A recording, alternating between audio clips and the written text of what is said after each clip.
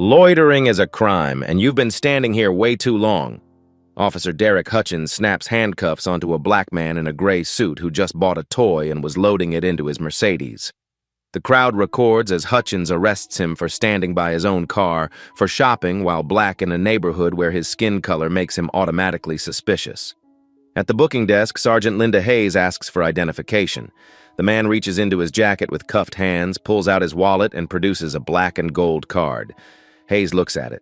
Her hands tremble. She passes it to Hutchins without speaking. He reads it. The smirk vanishes. Color drains from his face like water from a broken glass. His hand grips the counter. The man speaks, voice cold as ice. Have you ever realized too late that your assumptions just destroyed everything? The morning starts like every other morning for Franklin Wilson. At 6:45, when most of the city is still sleeping, he walks through the glass doors of the Federal Building in downtown Los Angeles. The security guard at the entrance straightens up and nods with respect that comes from 15 years of seeing the same face arrive before dawn. "Good morning, Your Honor." Franklin returns the greeting with a warm smile, balancing 2 coffee cups in his hands, one black for himself and one with cream for Emily, his court clerk who's been with him since his first day on the bench. His chambers on the 7th floor smell like leather and old books. The walls tell the story of a life dedicated to justice. Law degrees from Howard University and UCLA hang in simple black frames. Photographs capture moments that matter. Franklin shaking hands with President Obama at his confirmation ceremony in 2010. Franklin with his son Thomas at Harvard Law graduation, both men grinning in their caps and gowns. Franklin's mother in her nurse's uniform, the woman who worked 2 shifts so her son could have a future she never had. Emily arrives at 7 sharp and finds the coffee waiting on her desk like always. "Judge, your 2 o'clock hearing on the police misconduct case." Franklin nods without looking up from the brief he's reading. 43 complaints over 12 years. The pattern is clear. He's been reviewing cases from Greenfield Police Department for months now, preparing for what might become a landmark civil rights investigation. The numbers tell a story that statistics can't hide. But Franklin Wilson wasn't born in courtrooms surrounded by law books. He grew up in Watts, South Los Angeles, in 1976, when the neighborhood was still recovering from riots and the promises of change that never came. His mother worked night shifts at County Hospital and day shifts at a nursing home, sleeping 4 hours between jobs so she could put food on the table and keep the lights on. Franklin did his homework under street lights when the electricity got cut off. He read Supreme Court decisions in the public library while other kids played basketball outside. Howard University gave him a scholarship. UCLA Law School gave him a chance. The district attorney's office gave him experience. And in 2010, President Obama gave him a black robe and a gavel and the responsibility to make sure justice worked for everyone, not just people who looked like the men in the old paintings hanging in federal courtrooms. Today is Wednesday, September 18th, 2024. The afternoon heat in Southern California pushes the temperature to 89 degrees. Franklin leaves his chambers early, trading his judicial robe for a charcoal gray suit and navy tie. He has a mission that has nothing to do with law. His granddaughter turns 8 on Saturday, and she's been asking for a specific Lego architecture set for 3 months. The toy store in Pasadena is sold out. But Bright Minds Toys in Mission Valley, 90 miles away in the small city of Greenfield, has it in stock. He called this morning to confirm. Greenfield is the kind of town that appears in magazines about best places to raise a family. Population 45,000. 82% white, 3% black, 12% Hispanic.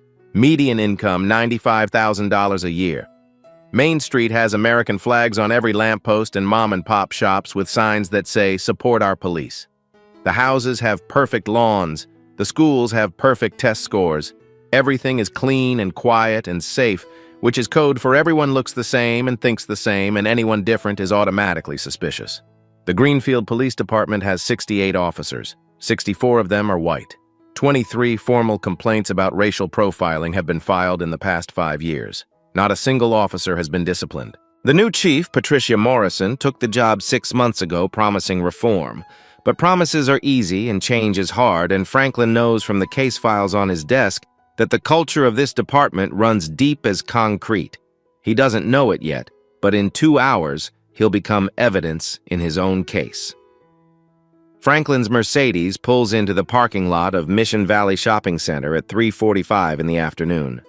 The black S-Class gleams under the California sun, recently washed, the leather interior still smelling faintly of the coffee he spilled last week.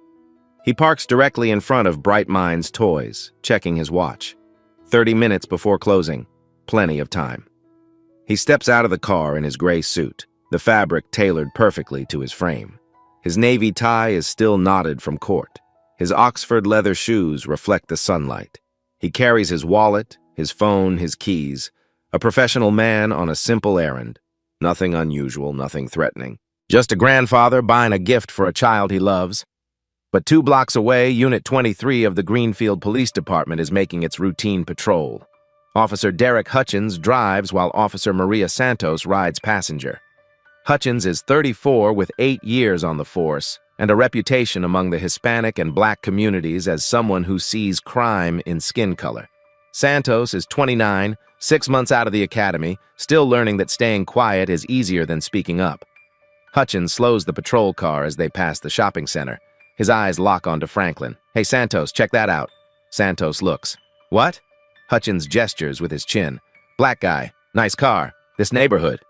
You seeing what I'm seeing?" Santos shifts in her seat, uncomfortable with where this is going. "Sir, he's just parked." Hutchins picks up his radio. "Let's make sure he belongs here." He calls dispatch. "Run a plate for me. California." The numbers come through clear. Dispatch responds within seconds. Plates clean. Registered to Franklin Wilson, Pasadena address. Hutchins frowns at the radio. Pasadena? That's 90 miles away. What's he doing here? Inside Bright Minds Toys, Franklin moves through aisles of childhood dreams. The store smells like new plastic and cardboard, the scent of possibility. A young employee named Sarah Anderson greets him with genuine warmth. "Can I help you find something?" Franklin smiles. "I'm looking for the Lego architecture set, the Statue of Liberty, for my granddaughter's birthday." Sarah's face lights up. "Oh, that's perfect for an 8-year-old. Is she interested in building?" Franklin nods, pulling out his phone to show Sarah a photo. She wants to be an architect, like her grandmother was.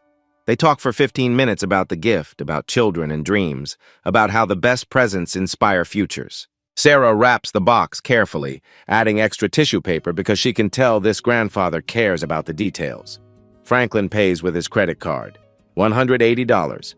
The receipt prints and he folds it into his wallet. "Thank you for your help." Sarah beams. "She's going to love it. Tell her good luck from me."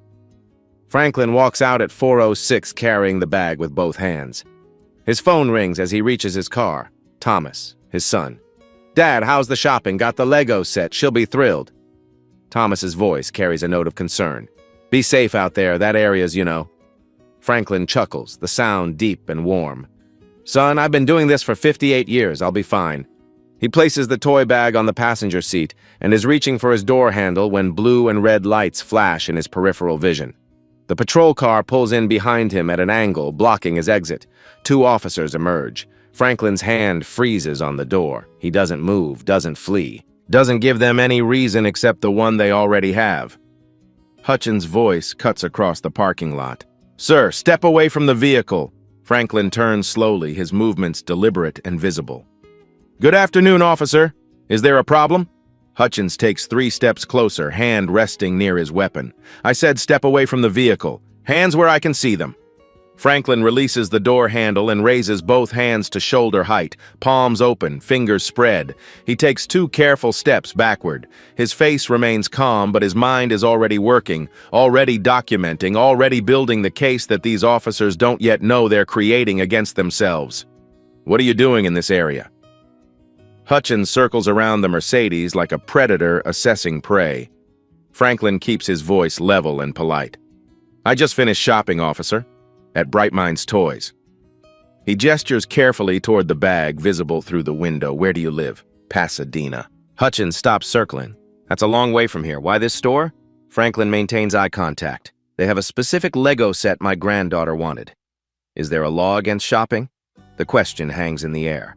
Hutchins's jaw tightens. "Don't get smart with me. Whose car is this?" "Mine.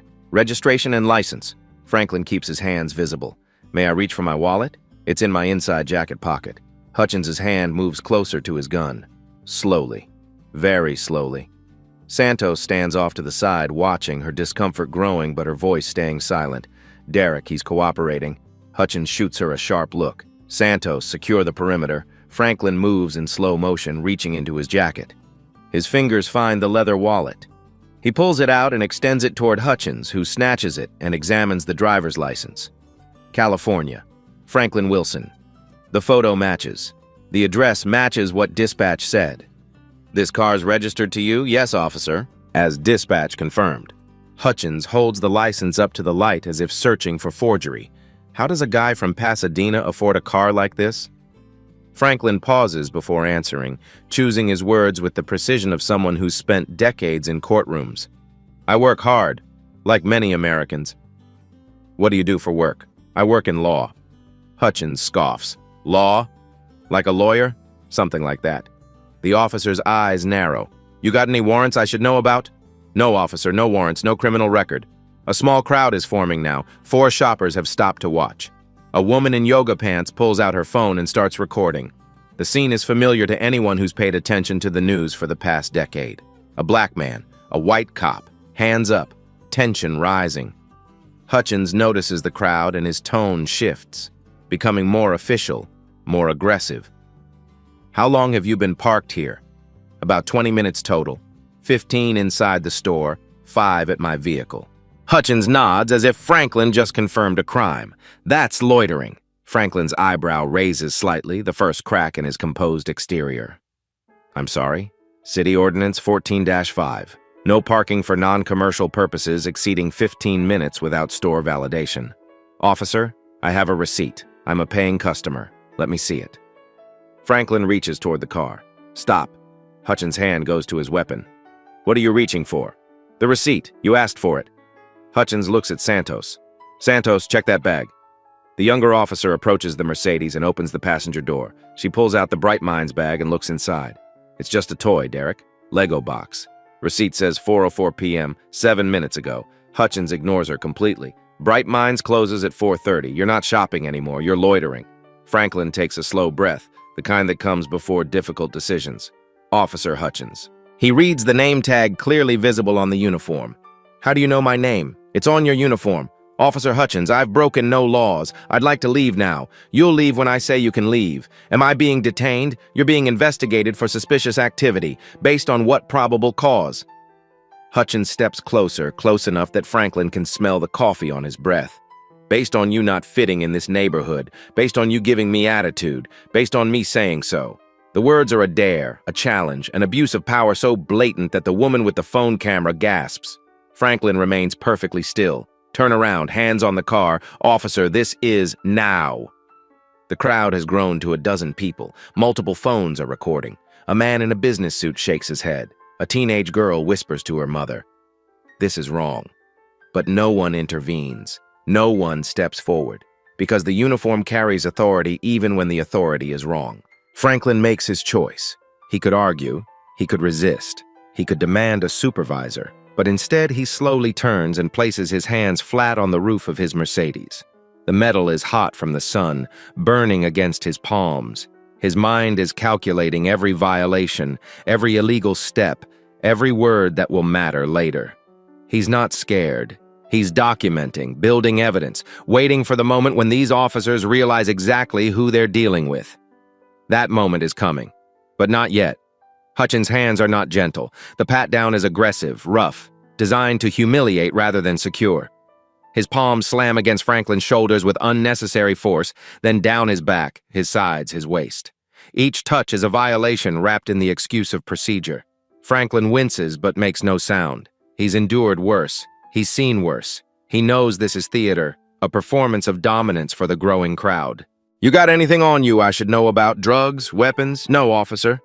Hutchins empties Franklin's pockets one by one, placing items on the hot roof of the Mercedes. The Mont Blanc wallet lands with a thud. The Mercedes key fob clatters beside it, the iPhone in its leather case, a fountain pen that costs $200, a pressed pocket square. Hutchins picks up the wallet and turns it over in his hands. Nice wallet. real leather. His tone drips with implication, with the unspoken accusation that a black man with expensive things must have acquired them illegally.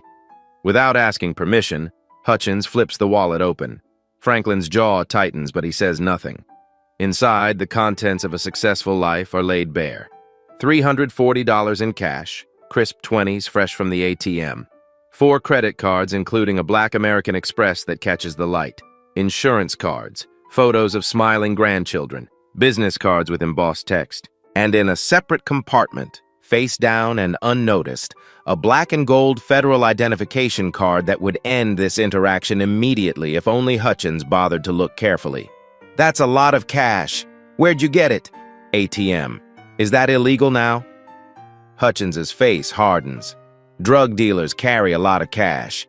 Franklin's voice rises slightly for the first time, controlled anger breaking through. I am not a drug dealer. The radio on Hutchins' shoulder crackles. Unit 23. This is dispatch. A second patrol car pulls into the lot. Sergeant Kyle Brennan emerges, older and heavier, with the kind of authority that comes from 15 years of backing up officers who shouldn't be backed up. He surveys the scene with experienced eyes. A black man against a car, hands on the hood, crowd watching. He's seen this before. He'll see it again. Sarge, suspicious individual. Nice car, lots of cash, attitude problem. Brennan walks around Franklin slowly, appraising him like livestock. ID? Already checked. Franklin Wilson, Pasadena. What's he done? Loitering, possible stolen vehicle investigation. Franklin speaks directly to Brennan for the first time. Sergeant, this is unlawful detention. I've committed no crime. Brennan ignores him and looks at Hutchins. What's your probable cause? Doesn't fit the area. Evasive answers. City Ordinance 14-5. Brennan nods slowly. Run the car again. Check for theft reports matching the description. Franklin closes his eyes briefly. The lie is being built brick by brick, a false narrative constructed to justify an illegal stop. The crowd has grown to 15 people now. Multiple phones capture every moment. A woman calls out from behind her camera. Officers, I saw him come out of the toy store. He wasn't doing anything wrong. Brennan turns toward her voice. Ma'am, step back or you'll be charged with interfering with police business. The woman takes 2 steps backward but keeps recording. Hutchins moves to Franklin's Mercedes. I'm going to search your vehicle. You don't have my consent. I don't need it. Probable cause, suspected stolen vehicle. Franklin's voice is steady, but his mind is racing through case law, through precedent, through every Fourth Amendment violation he's witnessed in his courtroom. That's fabricated, and you know it. Brennan steps closer. Watch your tone. The search begins. Hutchins opens the driver's door and leans inside. The glove compartment yields registration, insurance documents, AAA card, and a federal building parking pass that Hutchins glances at but doesn't process. The center console holds sunglasses, breath mints, and charging cables. Nothing interesting, nothing criminal, nothing that justifies this violation. Then Hutchins sees the briefcase in the back seat. Leather, expensive, locked.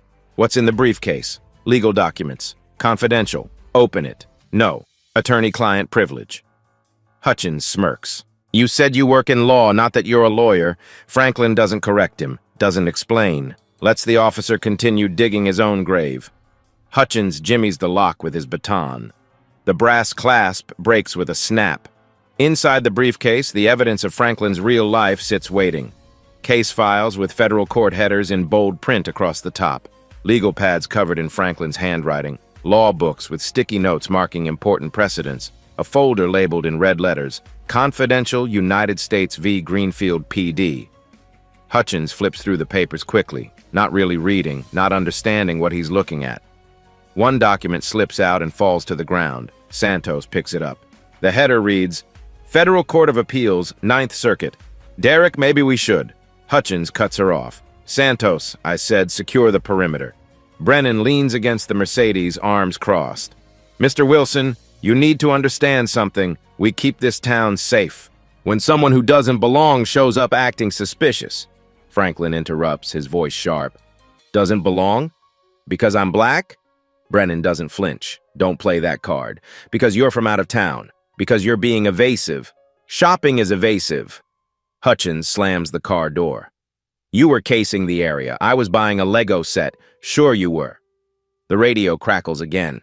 Unit 23, dispatch. No stolen vehicle reports matching that description or plate. Hutchins and Brennan exchange a look. They're too far in now to back out. The crowd is watching. The cameras are recording. They need an arrest to justify the stop. Hutchins steps aside with Brennan for a quick conference. What else you got? He's been difficult, refusing to comply. Loitering charge and obstruction. He's argued with every command. Do it. Franklin sees them talking, sees the decision being made. He could speak up now, could tell them who he is, could pull the federal ID from his wallet and watch them scramble. But something stops him. Some deep need to let this play out, to experience firsthand what thousands of Black Americans experience every day. To gather evidence not just for his case against Greenfield PD, but for every case, every brief, every ruling he'll write for the rest of his career. Franklin Wilson, you're under arrest. For what? Loitering in violation of City Ordinance 14-5 and obstruction of a police investigation. This is false arrest. Turn around, hands behind your back. Franklin takes a deep breath and complies.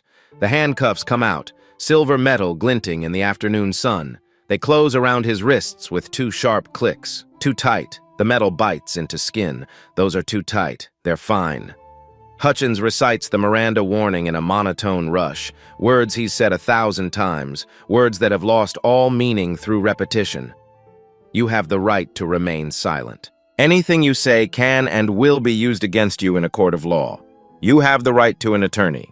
If you cannot afford an attorney, one will be provided for you. Do you understand these rights? Yes, and I'm invoking my right to remain silent. Effective now. Smart move. The walk to the patrol car feels like a perp walk on national television. Hutchins grips Franklin's arm too tightly, fingers digging into the expensive fabric of the suit jacket. The crowd murmurs. Phones follow every step. The woman who spoke up earlier is still recording, tears streaming down her face. This is wrong. He didn't do anything. An older white man shakes his head at her. Let the police do their job, lady. Another voice from the back. He's probably a thief anyway. Santos gathers Franklin's belongings into an evidence bag. Wallet, phone, keys, briefcase, the toy store bag with the crushed Lego box. Everything he brought with him. Everything that tells the story of who he really is. She seals the bag and places it in the trunk of Unit 23. Hutchins opens the back door of the patrol car. The cage separates front from back, metal mesh that turns passengers into prisoners. He places his hand on Franklin's head and pushes down, guiding him into the seat. Franklin doesn't resist, doesn't fight. He ducks and sits, and the door slams shut with the heavy thunk of institutional machinery. Inside the car, Franklin sits upright despite the discomfort of hands cuffed behind his back. Through the window, he watches Hutchins and Santos talk. Hutchins is gesturing, animated, confident. Santos looks at the ground. Through the windshield, Franklin can see the crowd beginning to disperse. The show is over. Time to go home. Time to forget. Time to let another Black man disappear into the system. The engine starts. Hutchins calls dispatch. Unit 23 en route to station with one in custody. Copy that, Unit 23. Booking is ready. Santos turns around in her seat to look at Franklin through the mesh. Sir, Hutchins cuts her off. Eyes front, Santos. The patrol car pulls out of the parking lot. Franklin's Mercedes sits abandoned, door still open, his belongings gone. They drive through the streets of Greenfield. Perfect houses, perfect lawns, perfect lives built on the assumption that people like Franklin don't belong. In the back seat, Franklin closes his eyes.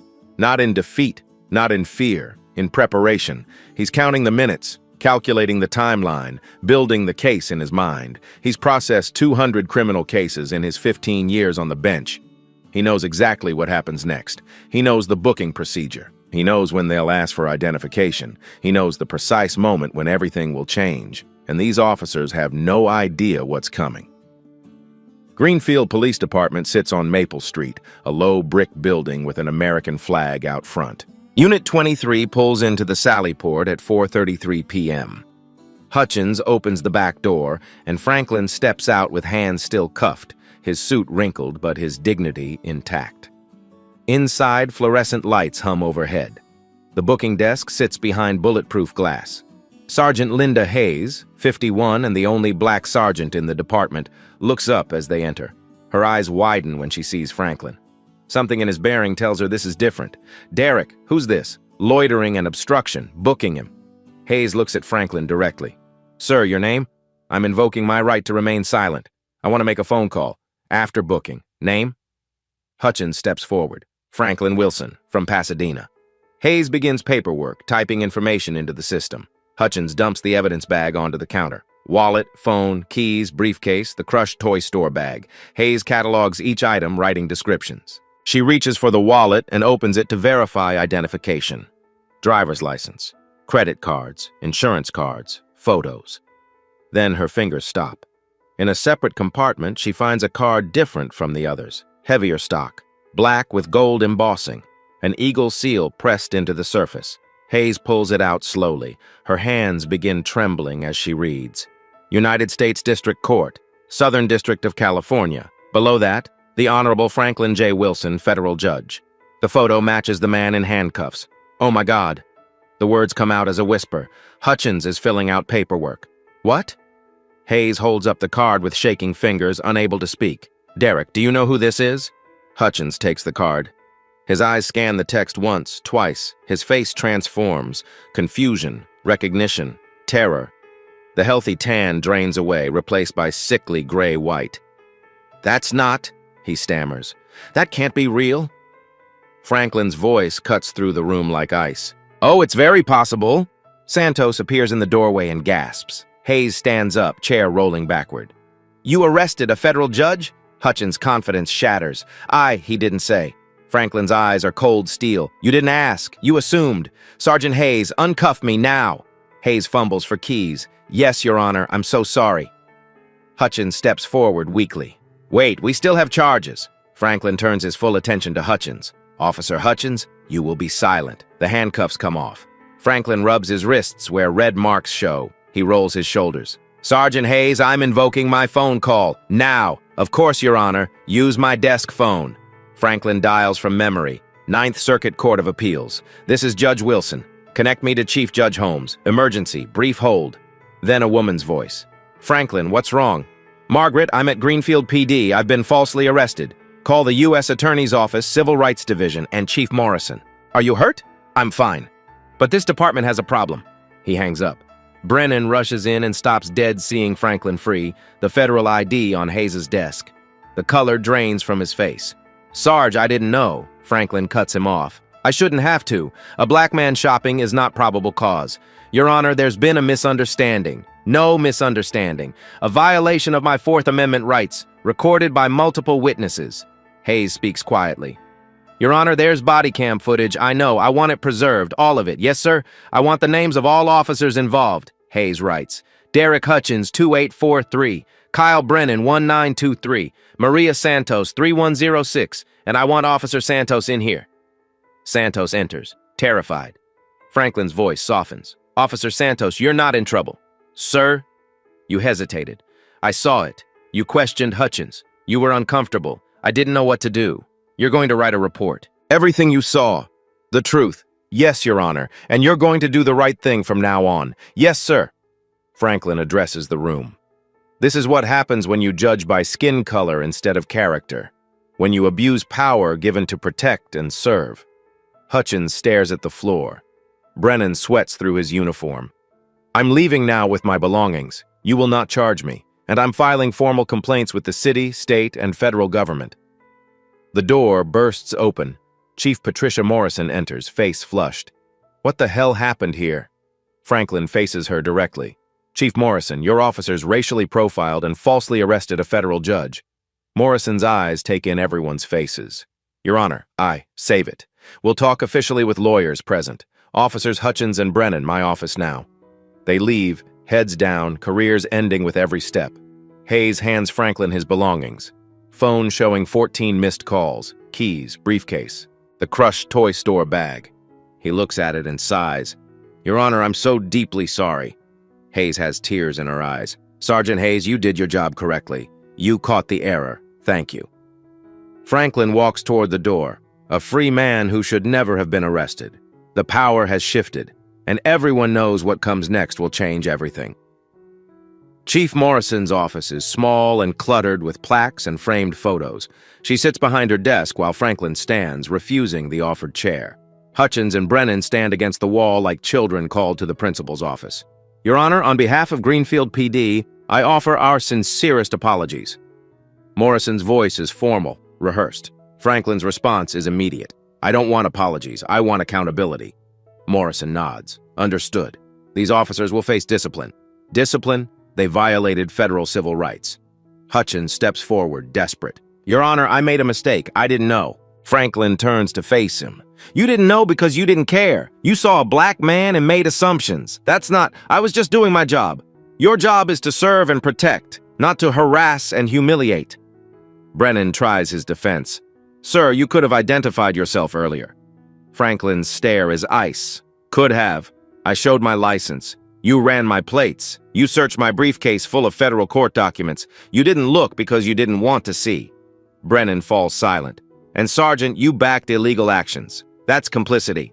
Morrison stands. Brennan, Hutchins, you're suspended. Effective immediately. Badges and weapons now.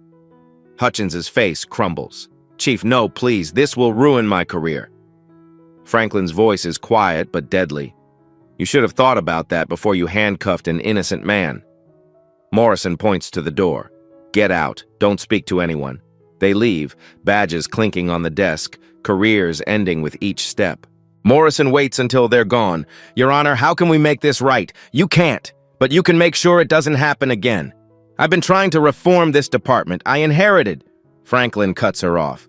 I know, I've read the complaint reports, 23 in 5 years, all dismissed. Morrison's eyes widen. You've researched us? I had a case on my docket. United States v. Greenfield PD. Civil rights pattern investigation. The chief goes pale. This wasn't random. Your department is under federal scrutiny. Today, you gave me first-hand evidence. Outside the station at 5:31 p.m., Franklin faces a crowd of reporters. Judge Wilson, is it true you were arrested? Yes. I was racially profiled, detained, and falsely arrested while shopping for my granddaughter's gift. What will you do?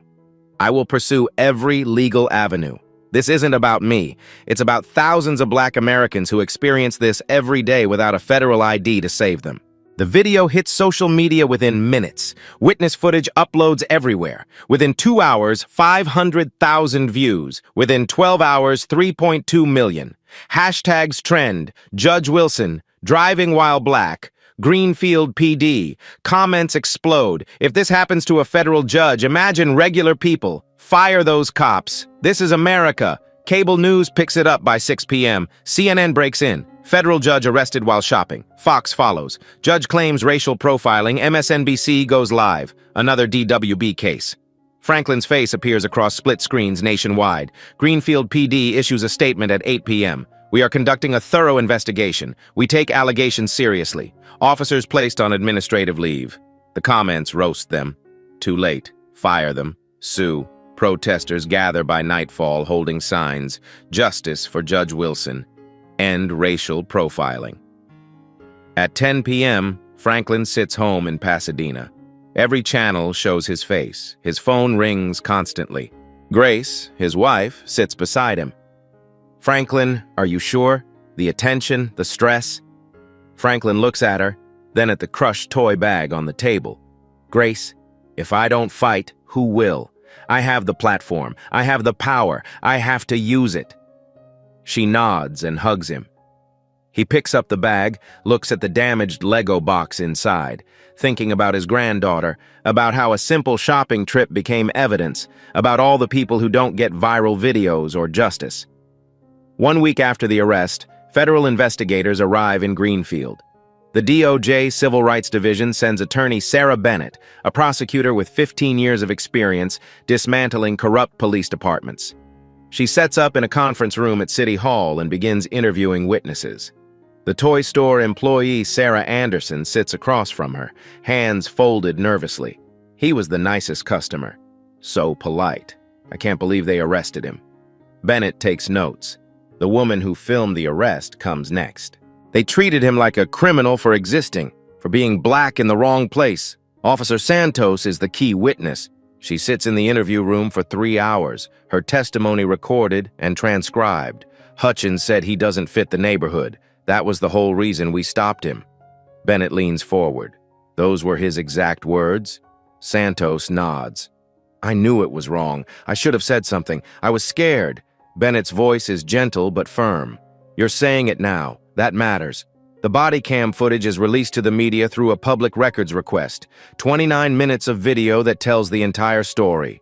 Hutchins saying you people always think you belong here.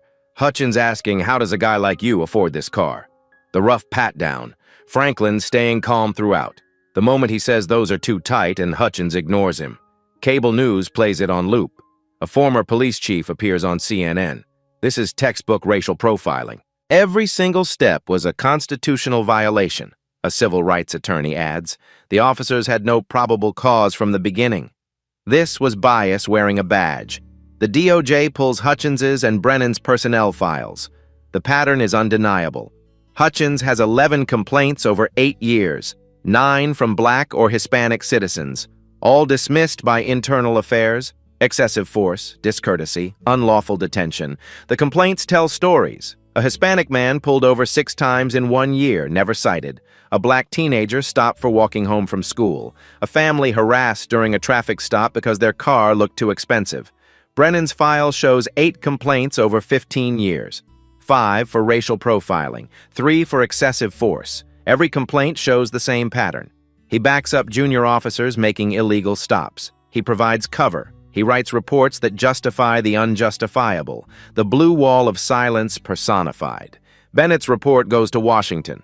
Pattern and practice violations across the entire department, 43 complaints from minorities in 5 years.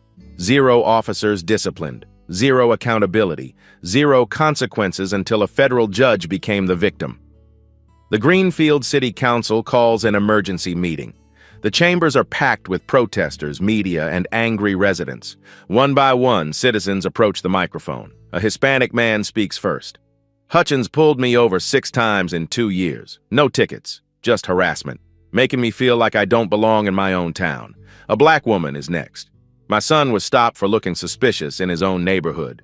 He was 14, wearing a backpack, walking home from school. A white ally approaches the mic. I'm ashamed. I've lived here 20 years and never saw this. Never wanted to see it. But I see it now. This is not the Greenfield I thought I lived in. The council votes unanimously for an independent review. 3 weeks after the arrest, Franklin files his federal lawsuit. The complaint is 40 pages long, meticulously documented, every violation cited with case law. Plaintiff, Judge Franklin J. Wilson. Defendants, Officer Derek Hutchins, Sergeant Kyle Brennan, City of Greenfield. Claims, violation of 42 U.S.C. Section 1983, Fourth Amendment violation, racial discrimination, false arrest, intentional infliction of emotional distress. Damages sought, $5 million plus punitive damages plus injunctive relief forcing department reforms. The ACLU joins as co-counsel. The National NAACP files an amicus brief. This case matters beyond Franklin. It matters for everyone. The state district attorney files criminal charges. Officer Derek Hutchins is charged with official misconduct, false imprisonment, and deprivation of civil rights. Sergeant Kyle Brennan faces official misconduct and aiding and abetting. Both plead not guilty. Trial is scheduled for 6 months out. Their defense attorneys tell reporters their clients were following protocol, but no one believes it anymore. The administrative hearing happens at City Hall. Internal Affairs presents evidence. The body cam footage plays on a large screen. Expert witnesses testify about racial profiling. Santos takes the stand and tells the truth. Hutchins's complaint history is read into the record.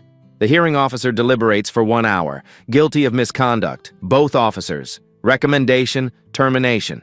Chief Morrison holds a press conference. Cameras flash as she reads from a prepared statement. Effective today, Officer Derek Hutchins and Sergeant Kyle Brennan are terminated from Greenfield Police Department.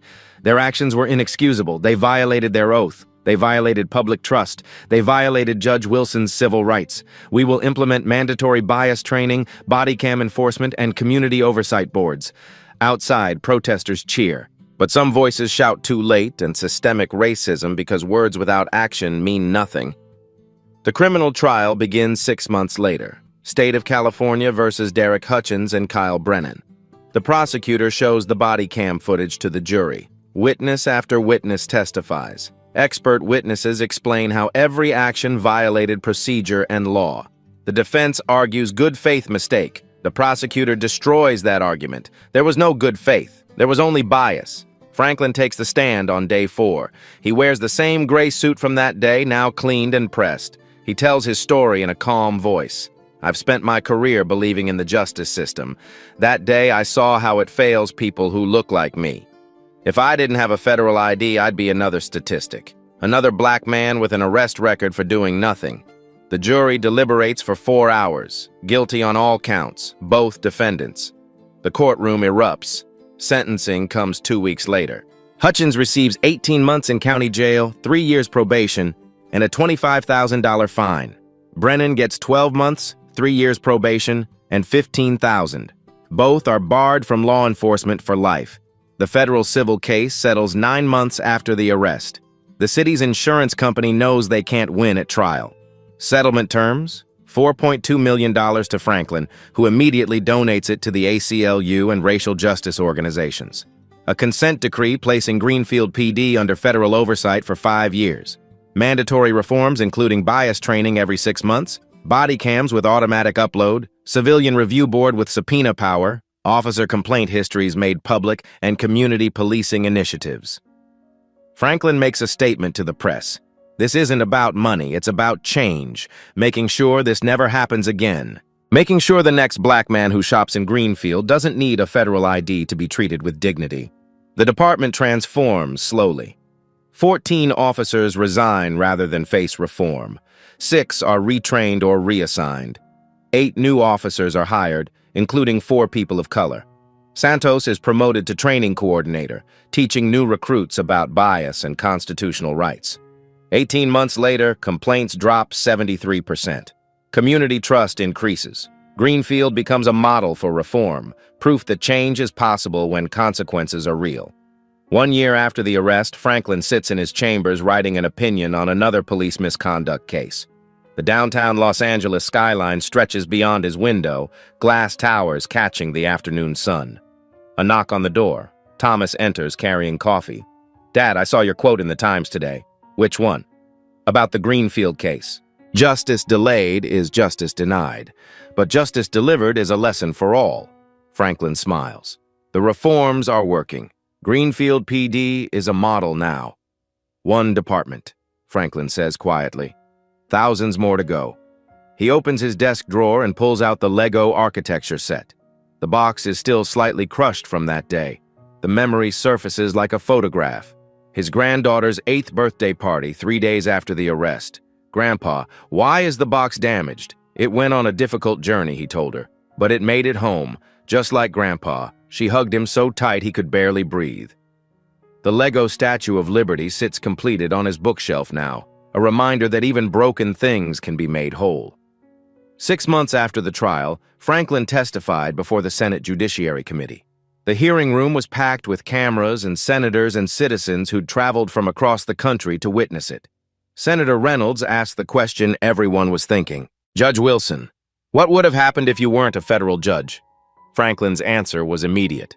"I would have an arrest record. I might have lost my job, my reputation, my freedom, like thousands of black men every year." But the real question is this. Why does it take a federal judge being arrested for people to care? Why isn't every person's dignity worth protecting? The room erupted in standing ovation that lasted 2 full minutes. Franklin's philosophy is simple, and he shares it everywhere he speaks. At community town halls, at law schools, at police academies invited to hear what reform really means. "I don't want to be treated well because I'm a judge. I want every black person treated well because we're human beings. That's why I keep fighting, not for myself, for those without federal IDs to protect them. Change is slow, but it happens when we demand it, when we document it, when we refuse to accept this is how it's always been."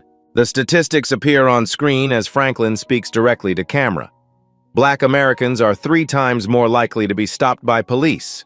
60% of wrongful arrests involve people of color. Fewer than 2% of police misconduct complaints result in discipline. These aren't just numbers. They're lives, families, futures stolen by bias wearing a badge. Where are they now? Judge Franklin Wilson continues serving on the federal bench, advocating for police reform, keynoting conferences on racial justice. Derek Hutchins served 14 months with good behavior, now works in private security, banned from law enforcement forever. Kyle Brennan served 10 months, moved out of state, also banned. Officer Maria Santos leads training at Greenfield PD, teaching bias awareness and de-escalation. Chief Patricia Morrison implemented comprehensive reforms, making Greenfield a national model. The city remains under federal consent decree until 2028. Complaints down 73%. Community trust slowly rebuilding. So what can you do? Franklin's voice is urgent now. Know your rights. You can remain silent. You can refuse searches without warrants. You can film police interactions, document everything, use your phone to record, get witness names, report misconduct to police departments and independent oversight boards. Support reform by voting for politicians who demand police accountability. Donate to civil rights organizations. Share stories. When you see injustice, speak up. Amplify voices. Make noise. Franklin looks directly into the camera, his voice dropping to that quiet intensity that commands attention. The question isn't whether the system is broken. It is. The question is, what are you going to do about it? He pauses, letting the weight settle. Leave a comment below. Tell me your story. Have you or someone you know experienced racial profiling? What happened? Let's talk about it. Let's build a community that demands better. If this story moved you, like this video, it helps others find it. Share it with someone who needs to hear this message. Subscribe for more stories of justice served and systemic change. Hit the bell so you never miss when we expose injustice and celebrate accountability. The final scene shows Franklin walking out of the courthouse. Golden hour light bathes the steps. He stops and looks back at the camera. A small smile crosses his face.